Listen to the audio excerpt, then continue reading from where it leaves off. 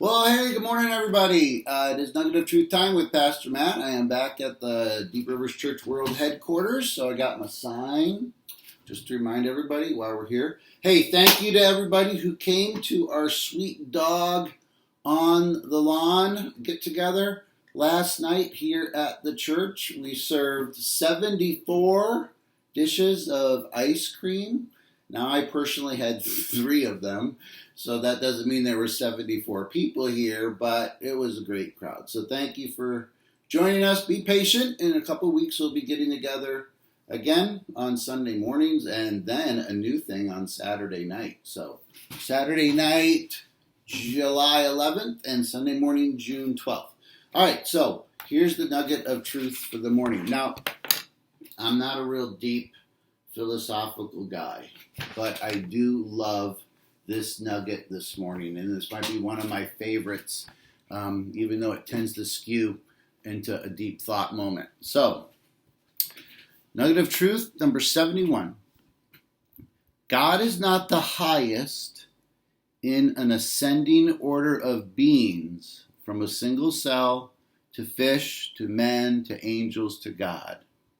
That would grant God eminence or even preeminence. But that is not enough. We must grant him transcendence. And I've mentioned this before, even on a Sunday morning, is that our view of God is much too small. It's much too limited. And if we tend to think that there's a scale of beings, from a single cell to a worm to a squirrel to a monkey to a man, and then, to an angel, and then an archangel, and then God at the very top of the pinnacle, you're still not having an accurate view of God. God is not at the top of creation. He's apart from creation. Everything that you see or think of apart from God is created.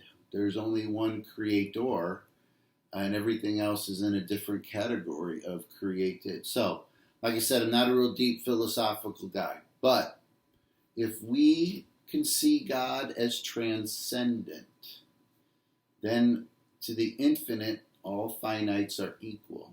And it does impact how we pray.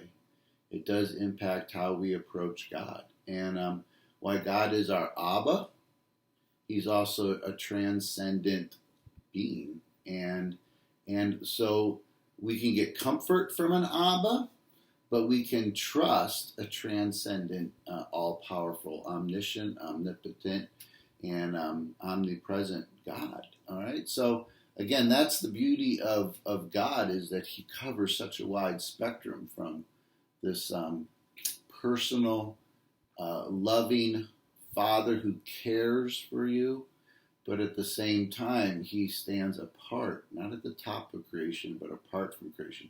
And again, I think what it does is it impacts how we pray. And we as a church want to be a church that prays audacious, obnoxiously huge things.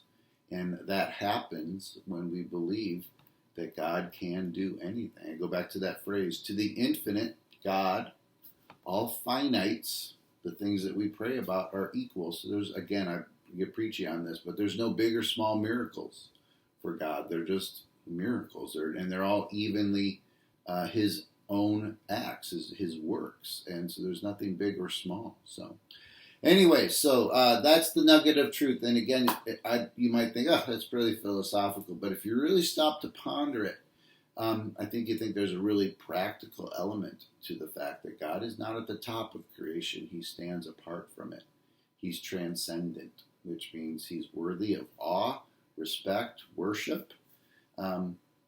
We can appreciate an Abba, but is it harder to worship an Abba? It's easier for me. I could just speak for me. It's easier to worship God when I think of the fact that he is transcendent. It's not like he's just a little bit better than an archangel or a little bit more powerful than an archangel. He stands apart, and that is a God that's worthy of awe and respect and worship. So, all right, again, thanks so much. Have a great week. Take care, and God bless. Bye-bye.